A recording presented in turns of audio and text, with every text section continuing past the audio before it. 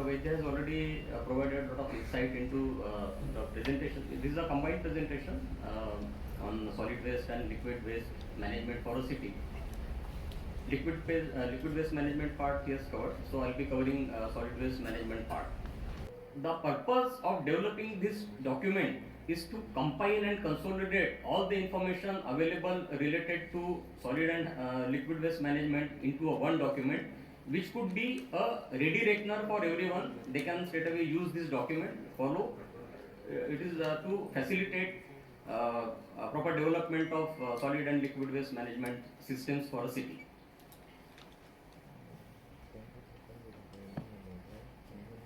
Okay, now what should be the component of this guidance document? Component means what should be the content of this document. So first thing is we need to understand the regulatory requirement. Suppose we want to deal with solid waste, suppose we want to deal with sewage. First thing we should know what are the regulations available for solid waste management, so that according to these regulations, whatever system we develop, it complies with those regulations. Then once we know the regulations, regulatory requirements, then next step is to review the present status of management. If it is solid waste management, we need to understand what is the present status of solid waste management for a city. Like how much waste we are generating in a year, what are the characteristics of this waste, how whether the waste is segregated at present or whether the waste is generated as a mixed waste, because all your technologies will depend on the characteristics of the waste. If it is if the waste you are collecting your waste in the segregated form, you have many technologies available, downstream technologies available.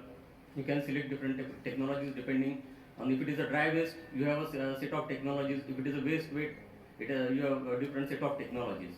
But if it is a mixed waste, you have to do a lot of pre-processing, again segregate this waste into dry waste, wet waste, and then treat the waste. So once you have analyzed your system of the present waste management, then you need to prepare a detailed feasibility report. Once you prepare the detailed feasibility, actually preparation of detailed feasibility report is the responsibility of the proponent. For example, in this case, municipal corporation will be the proponent. They will have to prepare a detailed feasibility report for their city.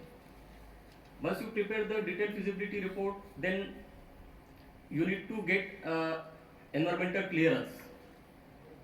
Depending on the project, depending on the system, depending on the technology you are proposing, either it will be referred to a central environmental appraisal committee, or maybe it will be referred to state environmental appraisal committee, which will provide different sets of terms and conditions. Accordingly, you have to do a detailed environmental impact assessment study, again submit it to the concerned regulatory authority, and then they will give the EC, that is environmental clearance.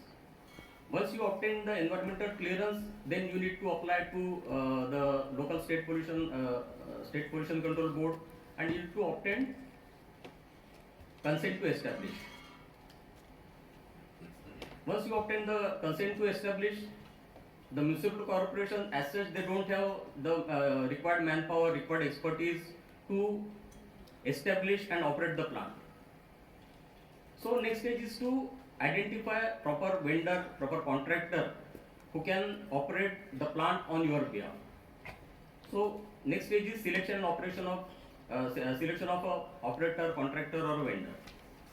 Then he will commission the plant, he will operate the plant, and once the plant is commissioned and operated, it has to be monitored regularly. Its performance needs to be monitored. So these are all the general contents what we should have in this guidance document. So Dr. Vaidya has already covered issues related to liquid sewage management. So I'll be covering issues related to solid waste management. So first thing, let's understand what are the components of municipal solid waste management. First thing is the generation. Waste generation, there could be different sources like residential sources, commercial activities, street sweeping, drain cleaning, even industries. So there are so many sources of waste generation. Once the waste is generated, we have to see whether it is segregated at source or it is collected and transported as a mixed waste. Then third is primary collection of waste and secondary collection of waste. The waste is collected by the local authorities. They will be taken to an intermediate facility which is called material recovery facility. Dr. Chandel will be speaking on that. At such facility, whatever recyclables are possible, these are recovered, like bottles, glass bottle, can, metal, plastic, paper, everything is recovered and recycled. And whatever remaining waste is there, that again gets transported to a solid waste management facility. So this involves transportation also. The waste is transported to a facility where again it is processed. Either it is being converted directly to compost, or there could be further segregation at this facility. After segregation, it could go for composting. If it gets converted to RDF, then disposal of RDF. In case there are any inert or the materials which are not recyclable in the form recyclable, it has to be disposed of in a sanitary landfill. So if we look at the components, we identify there are different stakeholders. Like first stakeholder is generator. Then how the waste has to be collected, transported, treated, processed. This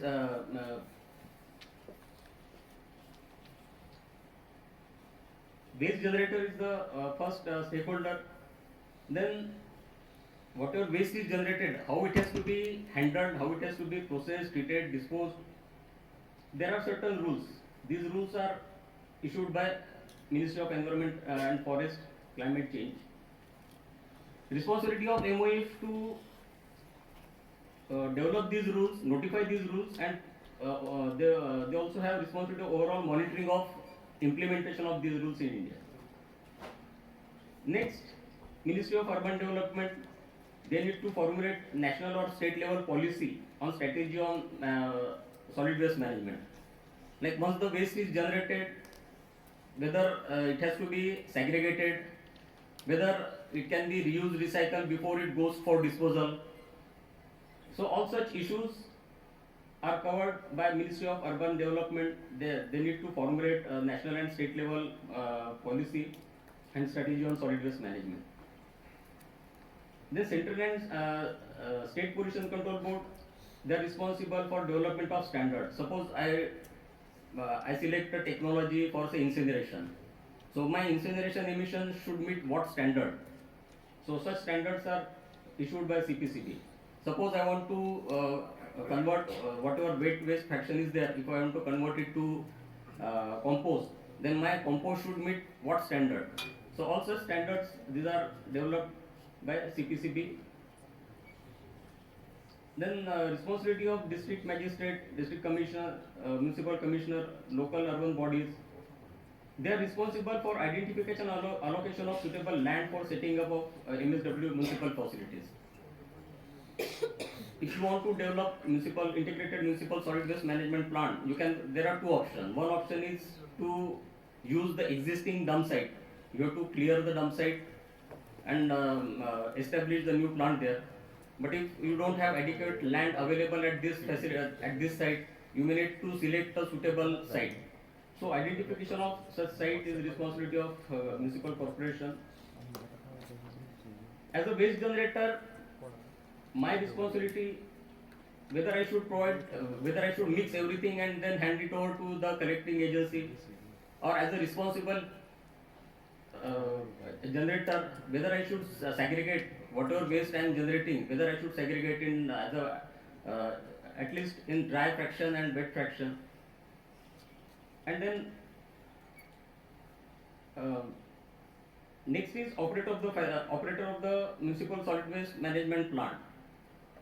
Waste is generated, waste is subjected to material recycling facility where some recyclables are taken, then it is transported to the integrated waste management facility, which is operated by the private vendor, because the municipal corporations, they don't have the expertise and expertise to establish the plant themselves and operate. So we have private agencies operating this plant, like in this case Goa, Hindustan Waste Management, they are operating this plant.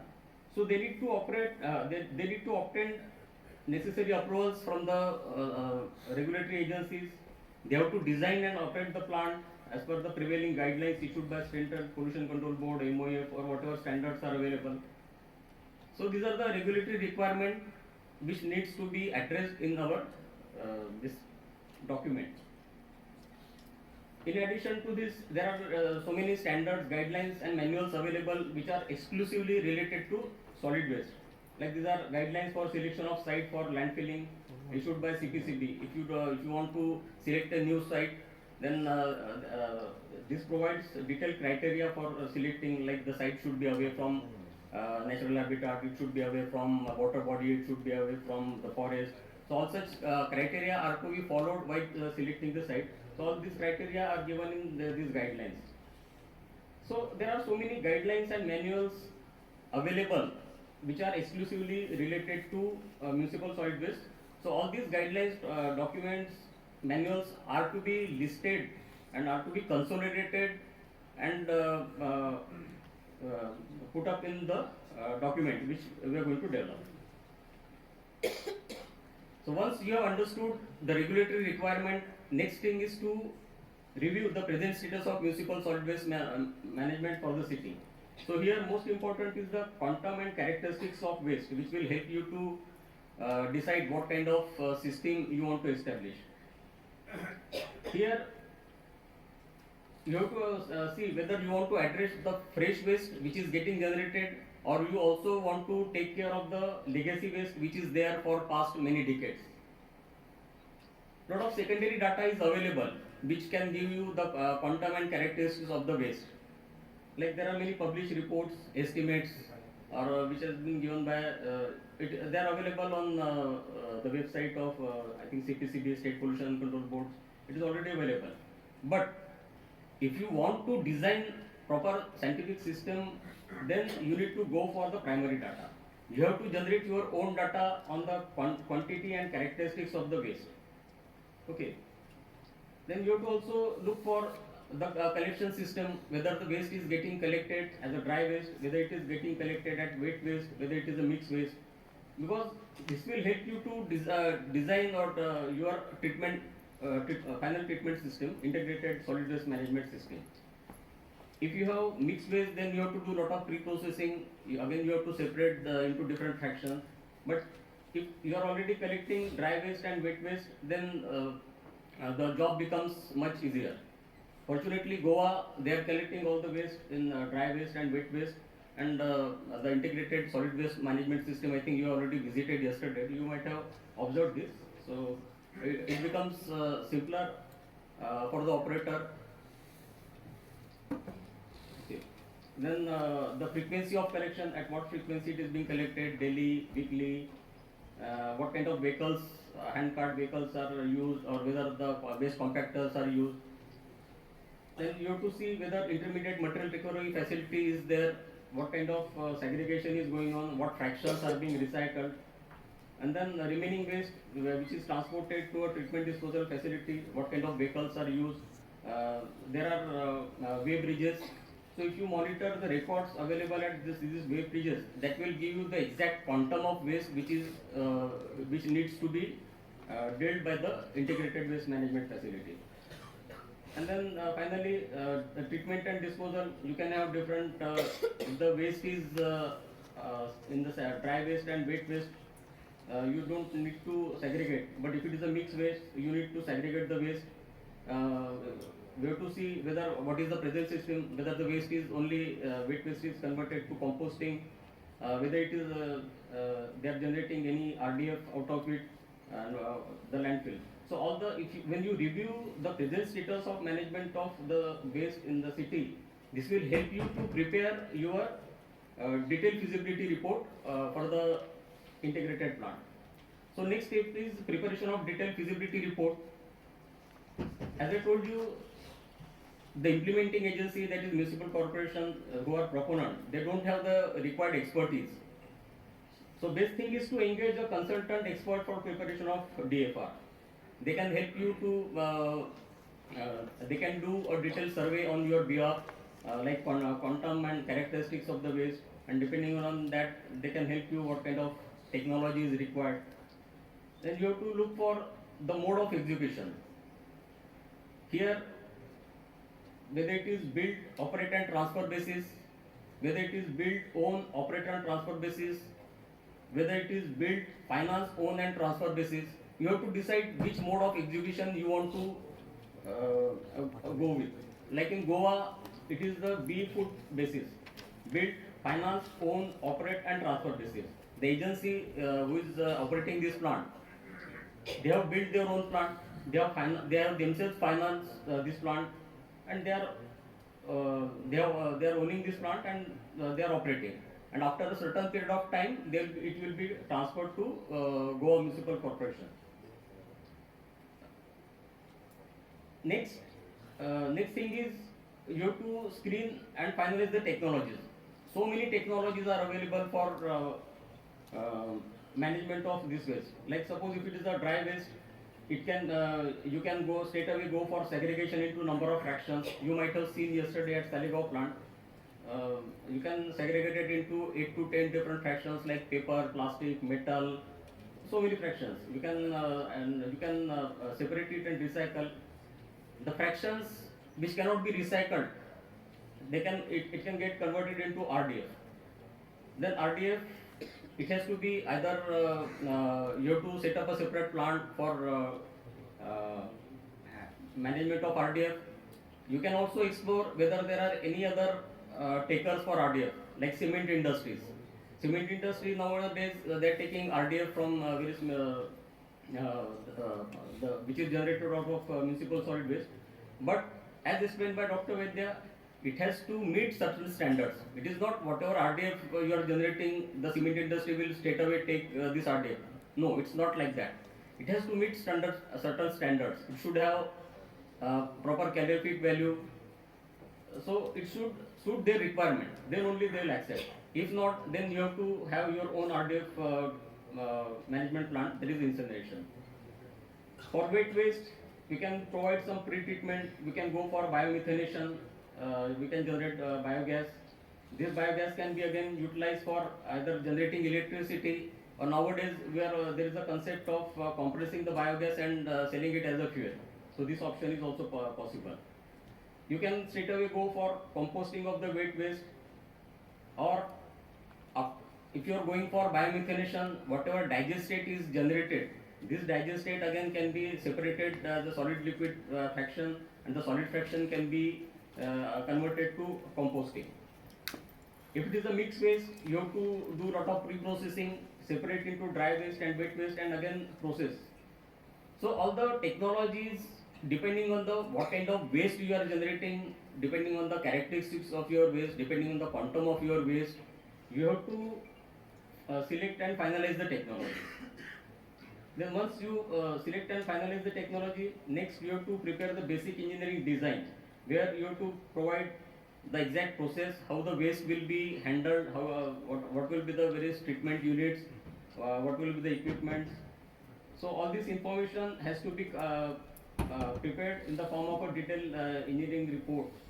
You also need to assess the capital cost, whatever technology you are selecting. What will be the capital cost? What will be the operating and maintenance cost? So all these will be part of your detailed feasibility report, which can be prepared by engaging a consultant.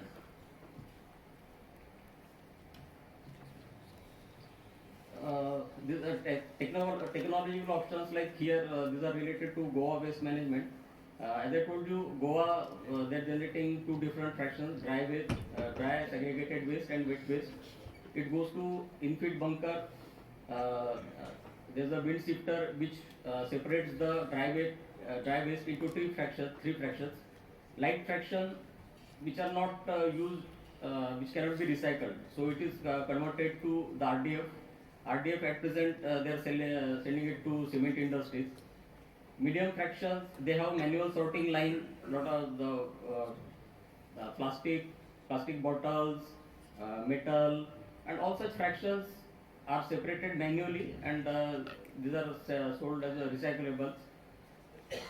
The third fraction, heavier fraction, which is usually contaminated with wet waste, it is again separated in a roller scheme, and these heavy fractions they are sent to biomethylation.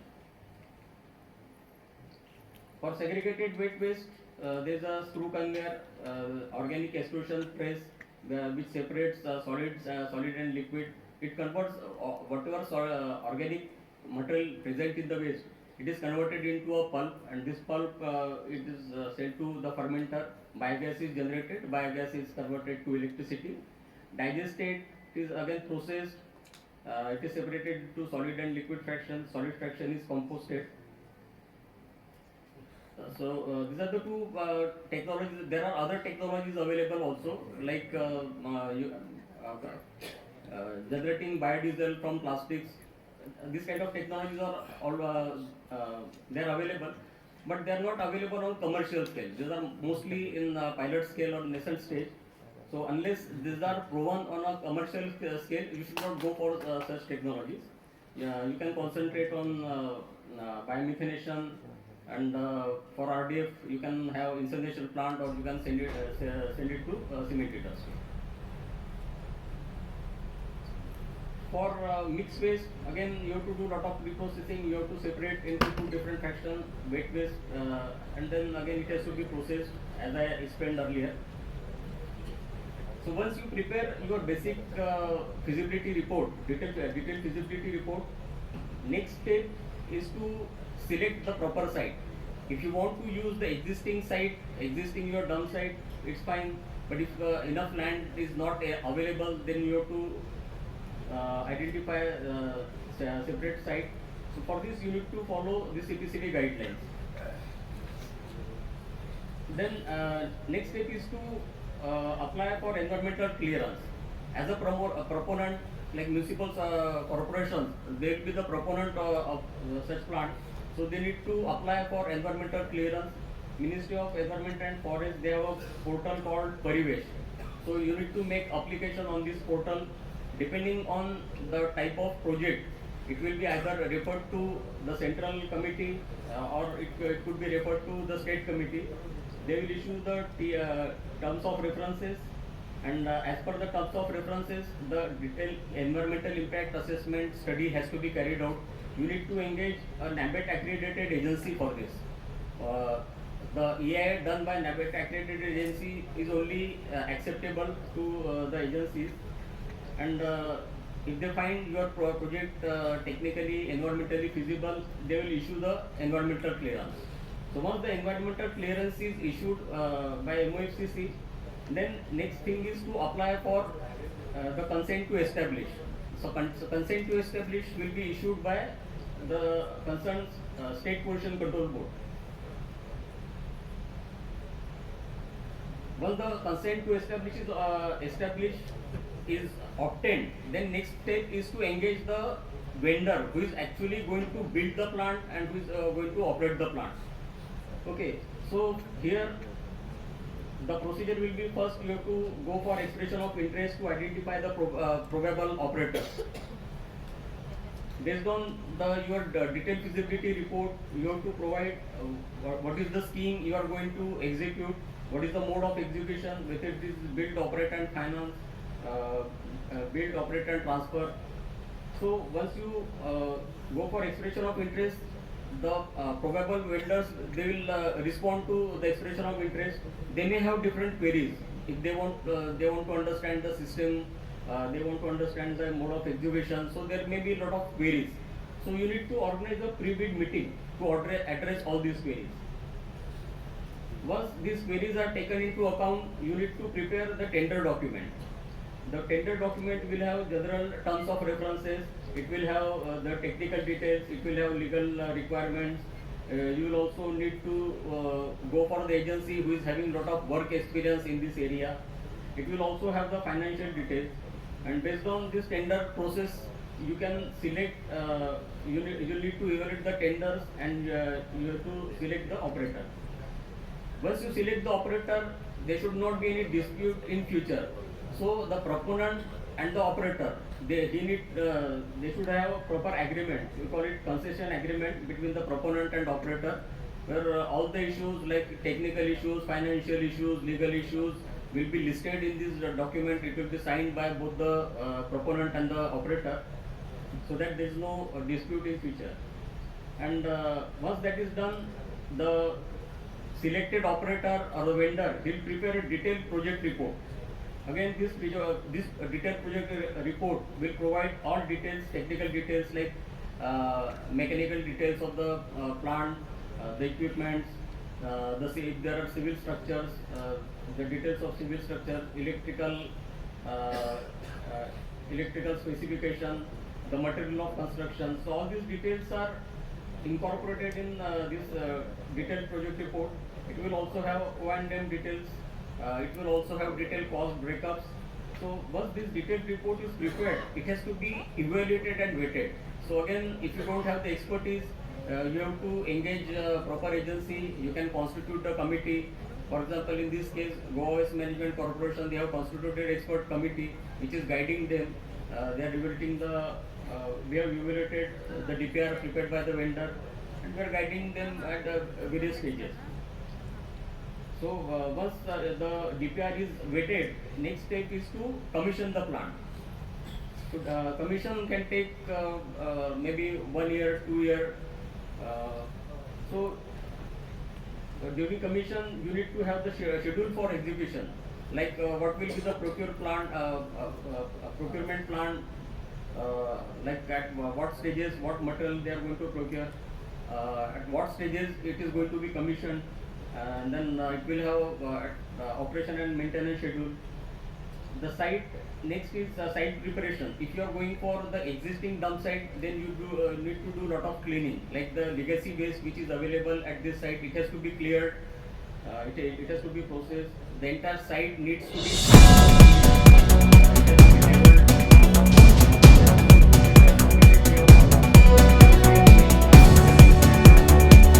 but in addition to this main plant, there will be various ancillary units or various utility units like wastewater treatment plant, air pollution control facilities.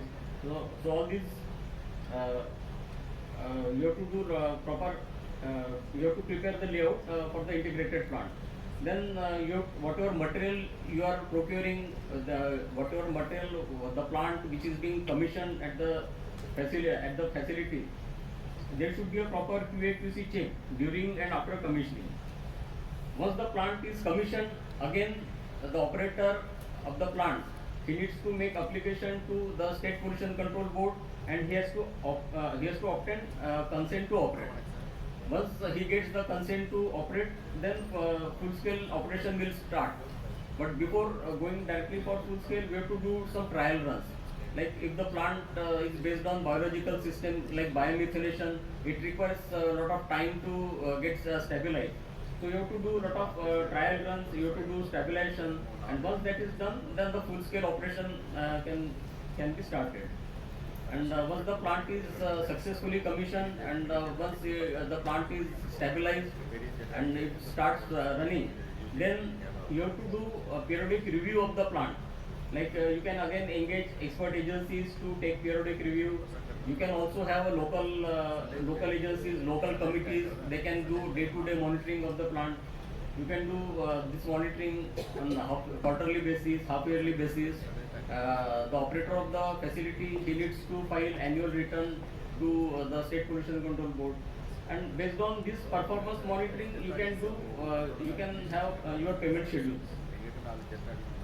Also, there is the possibility of mid-course corrections or deviations in the system. Like in case of Goa, when the plant at Soligaon started, it was based on the mixed waste. Okay, but since Goa government, they promoted segregation of the waste at the source. After few years of operation, they started receiving the waste in two different fractions, like wet waste separately, dry waste separately. So some of the pre-processing facilities were not required in that case. So mid-course corrections were done here. Also, the waste characteristics could change in a period of time. There could be better technological options available. There could be some other unforeseen issues. So you need to take whatever modifications, deviations are there, and in case there are any changes in the plant operation of the operation of the plant, you need to get proper approvals. So based on this performance monitoring, you can reschedule your payment, and this will help you to successfully run the plant.